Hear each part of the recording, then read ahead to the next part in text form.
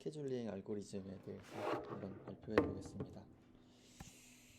기준 알고리즘 그냥 사전 지식으로 그냥 성능 평가 기준하고 프리미티브하고 프리미티브 스케줄링에 대해서 알아보고 순서대로 FCFS, SGF, SRTF, RR, 그리고 멀티레벨 Q, 멀티레벨 피드백 Q 이런 순서대로 한번 말해 보겠습니다. 성능 평가 기준으로는 여러 가지가 있는데 그 중에서 그냥 CPU 유틸라이제이션, 그러니까 CPU 이용률을 나타내는 비율이고요. 그리고 트루풋은 이제 일정 시간 대비 프로세스 처리한 양, 그리고 턴어라운드 타임은 이제 프로세스가 끝나는 때까지 걸리는 시간이고, 웨이팅 타임은 이제 프로세스가 레디 큐에서 이제 기다리는 시간, 그리고 리스폰스 타임은 이제 처음 CPU를 이제 할당받게 되는 때까지 걸리는 시간을 의미합니다. 이제 보통 웨이팅 타임하고 리스폰스 타임을 좀 중요하게 여기더라고요. 그래서 요거를 중심으로 한번 해보겠습니다. 그리고 이제 넌 프리미티브하고 프리미티브 스케줄링이 있는데요. 이제 넌 프리미티브 같은 경우에는 이제 비선점 스케줄링 방식으로 이제 CPU 프로세서에게 CPU를 한번 할당해 준 다음에 이 프로세스가 끝나기 전까지 CPU를 다시 반환하지 않는 방식을 의미하고요. 보통 반환하는 경우에는 이제 프로세스가 종료되거나 또는 IO 요청이 발생해서 CPU를 넘겨주게 됩니다.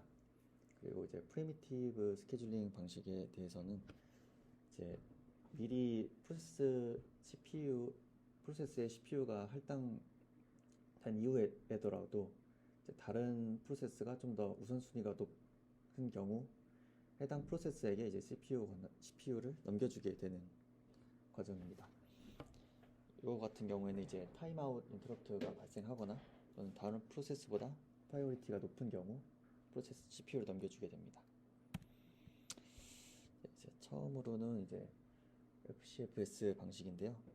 이제 말 그대로 이제 first come first serve 방식으로 이제 먼저 들어온 프로세스를 먼저 처리하게 됩니다.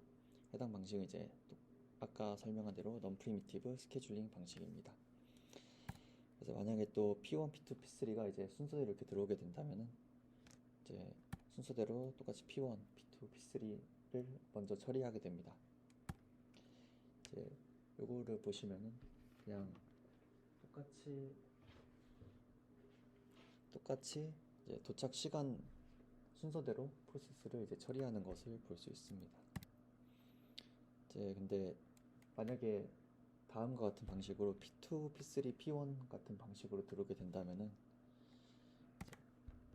P2가 먼저 실행되는데 이게 너무 만약에 프로세스의 실행 시간이 너무 길 경우 이제 컨보이 이펙트라는 문제가 생기는데요.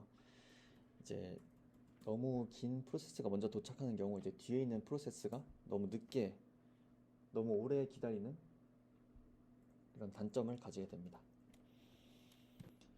그래서 이제 또 이거를 좀 개선한 방식으로 SJF 방식으로 Shortest Job First, 그러니까 CPU 버스트 타임이 가장 짧은 프로세스 먼저 실행하는 알고리즘입니다.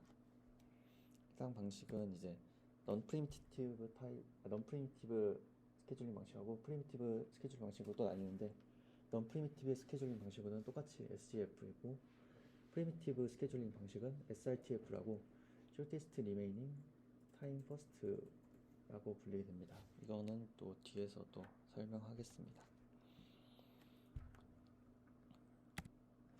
이제 SJF 방식 같은 경우에는 P1, P2, P3가 들어오게 되면은 이제 가장 짧은 CPU 버스트 타임을 가지는 P1, P3, P2 순서로 실행하게 됩니다.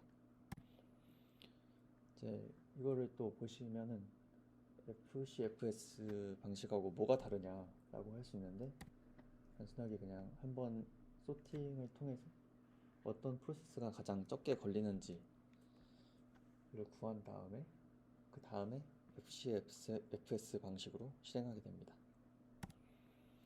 그리고 SRTF 방식은 이제 프로세스가 CPU를 점유하더라도 이제 실행 중인 프로세스의 남은 시간과 레디 큐에 있는 프로세스의 CPU 버스트 타임을 계산해서 가장 빨리 끝나는 프로세스를 먼저 실행하게 되는 방식입니다. 이제 P1, P2, P3가 이렇게 들어오게 되는데요. 우리 이제 도착 시간하고 CPU 시간을 이렇게 표로 나타내 보면은 먼저 P1이 0초에 도착하고 P2가 1초에 도착하고 P3가 4초에 도착하게 되는데, 이제 맨 처음 P1이 먼저 도착했으니까 이제 기다리는 게 없으니까 P1이 먼저 실행되고, 1초에 P2가 이제 도착하게 되면 1초 때에 한 번 더 비교를 하게 됩니다. 근데 P1은 이제 CPU 버스 타임이 이제 남은 시간이 2가 되고, P2는 5가 남았으니까 P1을 이제 계속 실행하게 됩니다. 그리고 이제 3초 때에 P1이 이제 끝나게 되면은 이제 P2가 이제 실행되게 됩니다.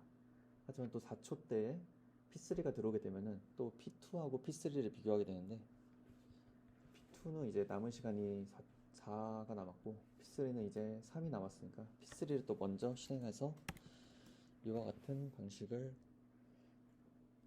실행하게 됩니다. 근데 이제 SAF 방식의 이제 장점으로는 이제 대기 시간의 평균이 가장 짧다. 그러니까 다른 어떤 스케줄링 방식보다 웨이팅 타임이 가장 짧은 걸 알 수 있습니다. 하지만 단점으로는 스타베이션하고 CPU 버스트 타임을 이제 알 수 없어서 SAF의 방식의 한계가 나타나는데요.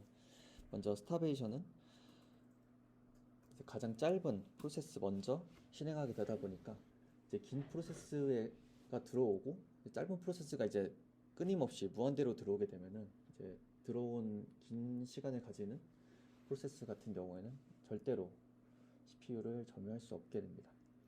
그리고 이제 또 CPU 버스 타임을 알 수 없다는 게, 이제 프로세스를 실행하기 전까지는 CPU를 얼마나 점유할지는 절대 알 수가 없어서 SCF 방식을 쓸 수 없다는 그런 문제가 있는데, 스타베이션의 이제 해결 방식으로는 에이징 방식을 도입하는 방법인데요. 오래 기다린 프로세스 같은 경우에는 우선순위를 좀 더 높여줌으로써 이제 짧은 CPU 버스 타임을 가지는 프로세스보다 나중에 대해서는 더 높은 우선순위를 가져서 먼저 수행할 수 있게 해주는 방식입니다. 그리고 CPU 버스 타임을 알 수 없다는 요거를 해결하기 위해서는 예측을 또 사용할 수 있는데요. 다음 아래의 수식처럼 CPU 버스 타임을, 이전에 사용한 CPU 버스 타임을 가지고 이제 그 다음 값을 예측하는 방식입니다. 하지만 이것도 그렇게 좋은 방법이라고 할 수는 없겠죠. 그래서 이제 나온 방식이 라운드 로빈 방식입니다. 라운드 로빈은 이제 일정 시간 타임 퀀텀을 할애하고 해당 프로세스에게 일정 시간을 보장해주고, 해당 시간 안에 프로세스가 종료되지 알아서 나오지 않으면은 이제 강제로 인터럽트를 발생시켜서 나오게 합니다.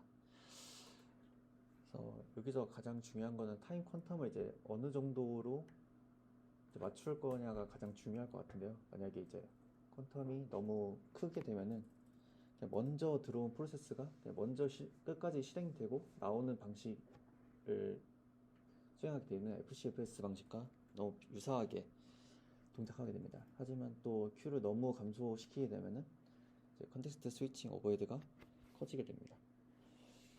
그래서 P1, P2, P3가 다음과 같은 방식으로 들어오게 되면은 이렇게 P1이 먼저 끝나고, 그리고 P3, P2, P3가 끝나고 P1이 끝나게 됩니다. 그래서 이 방식은 이제 여기 보는 것과 같이 타임 일정 값을 할당해주고, 해당 시간 안에 종료가 되면은 나오고, 해당 시간 안에 종료가 안 되면은 강제로 이제 내보내고 그 다음 프로세스를 실행하는 방식을 수행하고 있습니다. 그래서 라운드 로빈의 장점으로는 리스폰스 타임을 단축할 수 있고 매우 공정한 알고리즘이라는 지점이 있습니다. 리스폰스 타임 같은 경우에는 일정 시간을 모두 다 할애하기 때문에, 예를 들어서 n개의 프로세스가 들어오고 퀀텀이 q로 할당되면은 n-1 곱하기 q의 값이 가장 많이 기다리게 되는 프로세스의 웨이팅 타임이 리스폰스 타임이 될 것 같습니다. 그리고 단점으로는 그래서 턴어라운드 타임이 길어진다. 예를 들어서 짧게 한 번에 하면은 빨리 끝날 수 있는 프로세스가 조금씩 나눠 가지다 보니까 이제 프로세스가 종료되는 시간이 좀 길어진다는 단점이 있습니다. 지금까지는 이제 레디큐가 이제 하나인 스케줄링 방식을 봤는데요. 다음부터는 이제 레디큐가 이제 하나가 아닌 여러 개인 스케줄링 방식입니다.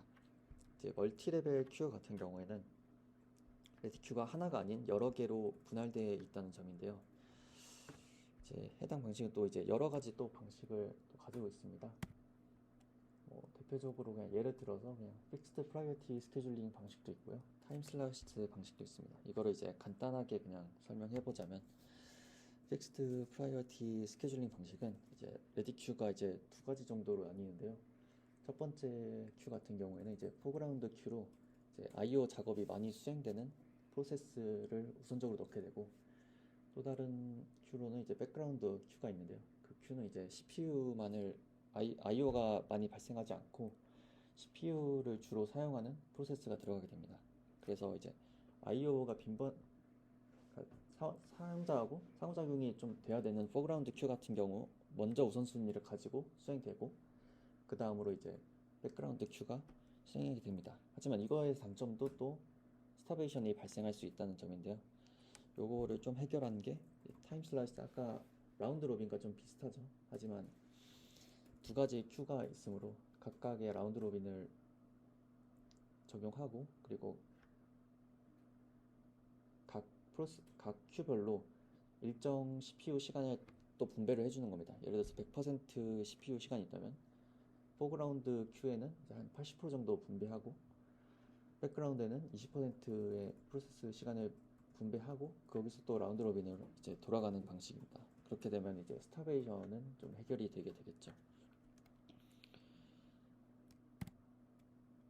또 요거 같은 경우에도 또 이제 큐를 이제 또 두 가지만 아니라 또 5가지 정도로 나뉘어서 시스템, 인터랙티브 에디팅, 그리고 배치, 스튜던트 프로세스, 이런 식으로 나누는 경우도 있습니다. 하지만 요거 결국에는 이게 프로세스가 어떤 특정 레디큐에 들어가게 되면은 그 레디큐에서만 계속 동작해서 결국에는 모든, 아까 타임 슬라이스 제외하고는 결국에는 스타베이션이 발생하게 되는데, 이걸 이제 해결하는 게 멀티레벨 피드백 큐입니다. 이 큐에는 몇 가지 특징이 있는데요. 레디큐의 수가 여러 가지고 각 큐별로 스케줄링 알고리즘을 사용할 수 있고, 여기 이제 가장 큰 특징인데요. 프로세스를 상위 또는 하위 큐로 보내는 규칙이 있습니다. 그리고 프로세스가 레디 상태로 변할 때 들어갈 큐를 정하는 또 규칙이 있습니다. 그래서 이제 또 간단한 예시를 보면은 첫 번째 모든 프로세스가 처음에 실행하게 되면은 첫 번째 레디 큐에 들어가게 되고, 해당 레디 큐는 이제 RR 방식을 사용하는 거죠. 퀀텀을 8로 주고 해당 시간 안에 프로세스가 종료되지 않으면은 이제 다음 프라이어티를 가지는 레디 큐로 넘어가게 됩니다. 해당 레디 큐는 또 퀀텀을 이제 16으로 확 늘려버리는 거죠. 그렇게 쭉쭉쭉 내려가다 보면 결국에는 맨 마지막 큐에서는 FCFS 방식을 사용해서 프로세스를 수행하게 되는 그런 알고리즘을 가지고 있습니다.